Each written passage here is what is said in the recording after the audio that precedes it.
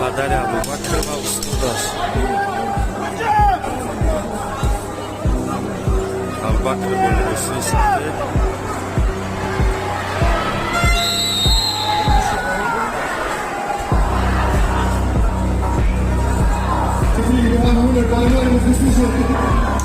From the blue corner, Team Tajikistan.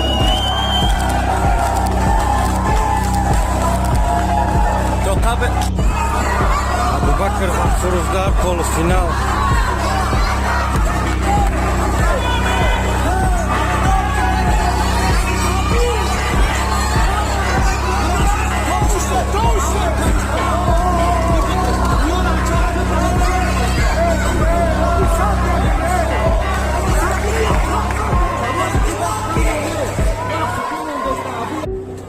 Abu Bakr Gafurov sazovori joy